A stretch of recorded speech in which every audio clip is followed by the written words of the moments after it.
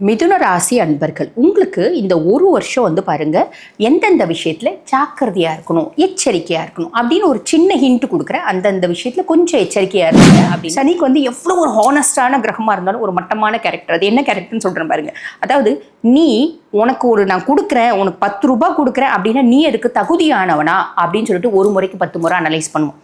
அவன் பண்ணுவான். நீதிமான் கையில தராசை வச்சுக்கினே சுட்டக்கூடிய பர்சன் வச்சுக்கோங்களேன். ஒரு இழை கூட ஜென்ம குருவில் வந்து பாருங்க, ஜென்ம குரு அவரோட பார்வை 5, 7, 9 நல்லா இருக்கு. ஜென்ம குரு வனத்திலேன்னு சொல்லுவாங்க. பெருசா கவலைப்பட வேண்டாம் சொல்லுவாங்க. பார்த்தீங்களா, காலங்கள் மாற மாற காட்சிகள் மாறும். சில நேரங்களில் சில மனிதர்கள் அந்த மாதிரி வந்து பார்த்தீங்கன்னா எப்பயுமே நம்ம விஷயத்துல நம்ம ரொம்ப காஷியஸாக இருக்கிறது நல்லது. மிதுனம் நீங்க சூப்பர் டூப்பராக இருக்க போகிறதும் நீங்க வந்து நார்மலாக இருக்க போகிறதும் இல்லை மட்டமாக போக போகிறதும் தொழிலில் உங்க கையிலேயே இருக்கு. அதை ஞாபகம் வச்சுக்கோங்க. உன் வாழ்க்கை உன் கையில் அப்படின்னு சொல்லுவாங்க. பார்த்தீங்களா, அது உங்களுக்கு சூப்பராக அந்த ஒரு வரி பொருந்தும். ஃபைன்.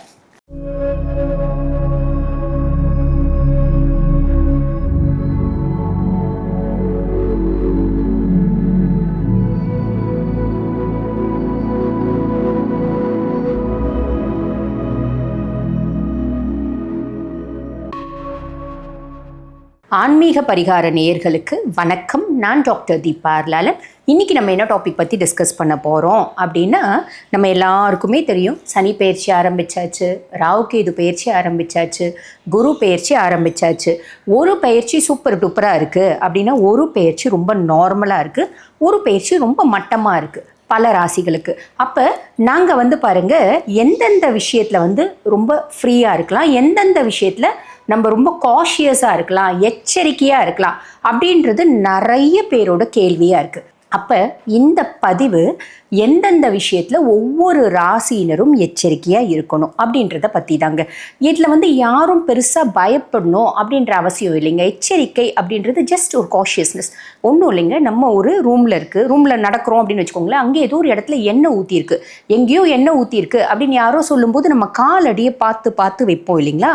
அந்த மாதிரி ஒவ்வொரு ராசியினரும் எந்தெந்த விஷயத்தில் எச்சரிக்கையாக இருக்கலாம் பார்த்துடலாம் வாங்க. மிதுன ராசி அன்பர்கள் உங்களுக்கு இந்த ஒரு வருஷம் வந்து பாருங்க எந்தெந்த விஷயத்துல ஜாக்கிரதையா இருக்கணும், எச்சரிக்கையா இருக்கணும் அப்படின்னு ஒரு சின்ன ஹிண்ட் கொடுக்குறேன். அந்தந்த விஷயத்துல கொஞ்சம் எச்சரிக்கையா இருந்தீங்க அப்படின்னா இந்த வருடம் முழுசும் இனிமையான வருடமா அமையும்.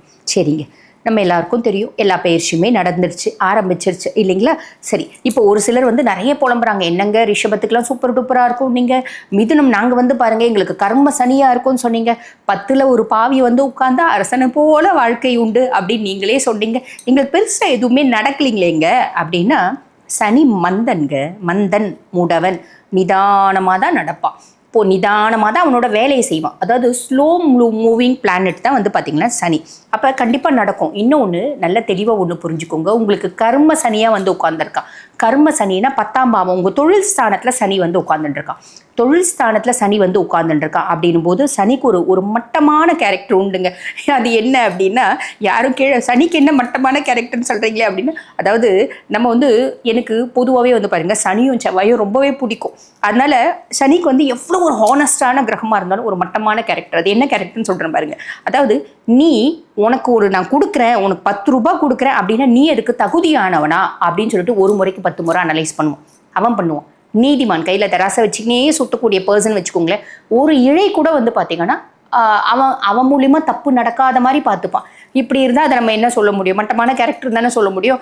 அப்போ அவர் என்ன பண்ணுவாருன்னா, தொழில் ஸ்தானத்தில் அவர் வந்து உட்கார்ந்துட்டு இருக்கிறதுனால நீ எந்த அளவுக்கு ஹார்ட் ஒர்க் பண்ணுறியோ அந்த அளவுக்கு அதுக்கான பலனை கொடுப்பேன். அப்போ இங்கே இது வந்து பாருங்க, இதே தொழில் ஸ்தானத்தில் ராகு வந்து உட்காந்தா நீ செஞ்சா செய்யாட்டி போ, நீ பாட்டுன்னு போய் ஒரு நகையை வாங்க, ஒரு லாட்ரி அடிக்கும். அதாவது இந்த நம்ம பார்க்குறோம் பார்த்தீங்களா, ஒரு நகை வாங்குவாங்க, ஒரு தொழில் செய்வாங்க, ஒரு பெரிய இன்வெஸ்டர் வருவாங்க, ஒரு வீடியோ போடுவாங்க, அது மில்லியன் வியூ போகும், அது உதவாத வீடியோவாக இருக்கும். இந்த மாதிரி நிறைய விஷயம் இதெல்லாம் வந்து பார்த்திங்கன்னா ராகு கொடுக்கறது. ஆனால் சனி அப்படி கிடையாதுங்க. சனி எப்படி அப்படின்னா, நீ உனக்கு அது தகுதி இருக்கா, நீ அதுக்கு எலிஜிபிளா, if you deserve that I will give, if you don't deserve I won't give அப்படின்றத தெளிவாக வந்து பார்ப்பான், தெளிவாக யோசிப்பான். இப்படி எல்லாத்துலேயும் யோசிச்சுட்டு என்ன அவனோட கேரக்டர் நம்ம என்ன சொல்ல முடியும். அதனால தான் மட்டமான கேரக்டர் அப்படின்னு சொன்னேன்.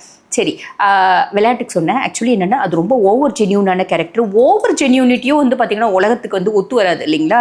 அந்த மாதிரி அந்த மனுஷர் என்ன பண்ணுவார் அப்படின்னா, நீ எந்த அளவுக்கு ஹார்ட் ஒர்க் பண்ணுறியோ, எந்த அளவுக்கு சின்சியராக வேலை செய்யறியோ, எந்த அளவுக்கு உழுந்து வேலை செய்யறியோ உன் தொழிலில் முன்னேற்றம் அப்படின்றத கொடுப்பார். தெளிவாக புரிஞ்சுக்கோங்க. 10ல் ஒரு பாவி இருந்தால் அரசனை போல வாழலாம். நீ அரசனை போல சும்மா வாழ்ந்துட முடியுமா? அதுக்கான மென நீ கெடணும். நோவாமல் நோம்பு கும்பிட முடியாது. அது ஞாபகம் வச்சுக்கோங்க. அந்த கதை தான் இந்த கதை. சரி, அப்போ அந்த விஷயத்தில் கவனமாக இருந்துக்கோங்க. அதே மாதிரி ஜென்மகுருவில் வந்து பாருங்கள், ஜென்மகுரு அவரோட பார்வை 5, 7, 9 நல்லா இருக்குது. ஜென்மகுரு வனத்திலேன்னு சொல்லுவாங்க. பெருசாக கவலைப்பட வேண்டாம். 2 விஷயத்தில் கவனம் அப்படின்றது நான் அந்த குருனோட பதிவுலேயே நான் சொல்லியிருப்பேன். குரு பயிற்சி பதிவுலேயே ஒன்று வந்து பாருங்கள், இடமாற்றம் தொழில் மாற்றம்ன்றது நிறைய பேருக்கு வரதுக்கு வாய்ப்பு உண்டுங்க மிதுன ராசி அன்பர்கள். ஆனால் இடமாற்றம் தொழில் மாற்றம் உங்களுக்கு வருது அப்படின்னா கண்டிப்பாக உங்களோட ஜாதகத்தை அனலைஸ் பண்ணிக்கோங்க. Is this the time for me to change அப்படின்றத அனலைஸ் பண்ணிக்கோங்க. புரியுதுங்களா? பொதுவாக கோச்சார பிரகாரம் இடமாற்றம் தொழில் மாற்றம் நிறைய பேருக்கு வரும். அக்செப்ட் பண்ணிக்கலாமா வேண்டாமா? உங்களோட தசநாதன் யாரு? தசநாதன் உங்களோட சுய ஜாதகத்தில் எந்த பாவத்தில் இருக்கா? புத்திநாதன் எந்த பாவத்தில் இருக்கான்? புத்திநாதன் கூட 2வது. தசநாதன் எந்த பாவத்தில் இருக்கான்? அவன் நல்லது செய்யக்கூடிய விஷயத்தில் இருக்கானா, இடத்துல இருக்கானா, இல்லை தீயது செய்யக்கூடிய இடத்துல இருக்கானா அப்படின்றத பொறுத்து நீங்கள் அனலைஸ் பண்ணிவிட்டு நீங்கள் இடமாற்றம் தொழில் மாற்றம் நீங்கள் பார்த்துக்கோங்க. சுய ஜாதகத்தை அனலைஸ் பண்ணிக்கோங்க. சரிங்களா? 2வது, கூடா நட்பு கேடு விளைவிக்கும். இது நான் உங்களுக்கு நிறைய முறை சொல்லியிருக்கேன். இதுலேயும் கண்டிப்பாக கவனன்றது தேவை. இந்த கூடா நட்பு கேடு விளைவிக்கும் அப்படின்றது வந்து பாருங்கள், ஒரு 100 மிதுன ராசி அன்பர்கள் இருக்கீங்க அப்படின்னா அதில் 80% பர்சன்ஸ்க்கு பொருந்துறதுக்கு வாய்ப்பு உண்டுங்க. வாய்ப்பு உண்டுன்றத விட 80% பர்சன்ஸ்க்கு பொருந்தும். அப்போ நம்ம என்ன பண்ணணும்? யார் நம்மக்கிட்ட வலிய ஏதோ ஒரு வார்த்தை சொல்லுவாங்க பார்த்தீங்களா, மடியை பிடிச்சி பழகி முடியை பிடிச்சி சண்டை போட்டாங்கப்பா அப்படிம்பாங்க. வலிய நிறைய பேர் வந்து பழகுவாங்க. இது வந்து ஆப்போசிட் ஜெண்டார் தான் அப்படின்னு இல்லைங்க. நீங்கள் ஆணாக இருந்தால் பெண்ணோ, பெண்ணாக இருந்தால் ஆணோன்றது இல்லை. ஆணாக இருந்தால் ஆணே கூட, பெண்ணாக இருந்தால் பெண்ணே கூட, அவங்களால கூட பிரச்சனை வர்றதுக்கு வாய்ப்பு உண்டு. அப்போ நம்ம என்ன பண்ணலாம்? ஹாய் அப்படின்னு ஹாய், பாய் அப்படின்னு பாய் அப்படின்னு சொல்லிட்டு நம்ம பாட்டு வந்துடுறது நல்லது. நம்மளுக்கு பெருசாக வந்து இது வந்துங்க மிதுனத்துக்கு மட்டும் இல்லைங்க, எல்லாருமே வந்து பார்த்திங்கன்னா இப்போத்திய காலகட்டத்தில் யார் நம்ம கூட வலிய வந்து பழகினாலும் ஹாய் பாய் அதோடு நிறுத்திக்கிறது ரொம்ப நல்லது. நிறைய காம்ப்ளிகேஷன்ஸ் வந்து வராமே பார்த்துக்கும். மிதுனம் பர்டிகுலராக அதை ஃபாலோ பண்ணிக்கோங்க. சரிங்களா? ராகு 9 பாக்கியஸ்தான ராகு, அதுக்கும் மேலே குரு பார்வை, குரு சண்டால யோகம் ஆல்மோஸ்ட் எல்லா பேருக்கும் இருக்குது. 3ஆம் பாவம் இளைய சகோதர தைரியஸ்தானத்தில் வந்து பார்த்திங்கன்னா கேது. பொதுவாக வந்து பாபர்கள் 3ஆம் பாவத்தில் மறையிறது நல்லது தானங்க அப்படின்றது எல்லாரும் சொல்லுவாங்க. செவ்வாய் கேது இணைவு, செவ்வாய் மறைவு, அது எல்லாமே வந்து பார்த்திங்கன்னா கேது மறைவு, இது எல்லாமே நல்லது தானே அப்படிம்பாங்க. நல்லது தான்.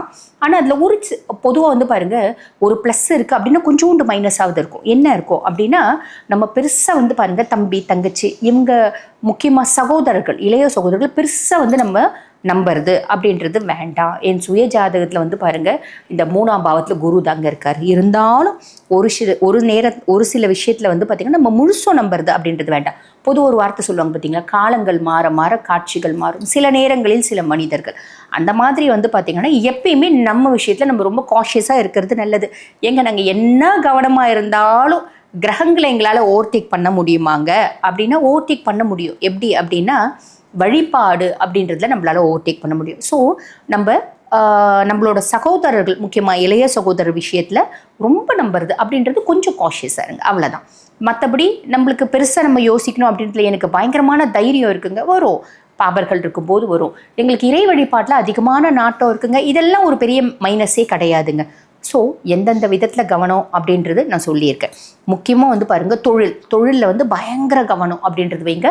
கவனன்ற சென்ஸ் பயம், தொழில் வந்து முடங்கிடும் அப்படிலாம் கிடையாது. தொழில் சூப்பர் டூப்பராக வரும். நீ எந்த அளவுக்கு அதில் கவனம் வச்சு நீ செயல்படுறியோ அந்த அளவுக்கு வந்து பாருங்கள் உன்னோட தொழில் சூப்பர் டூப்பராக வரும். அப்போ மிதுனம், நீங்கள் சூப்பர் டூப்பராக இருக்க போகிறதும் நீங்கள் வந்து நார்மலாக இருக்க போகிறதும் இல்லை மட்டமாக போக போகிறதும் தொழிலில் உங்கள் கையிலேயே இருக்குது. அதை ஞாபகம் வச்சுக்கோங்க.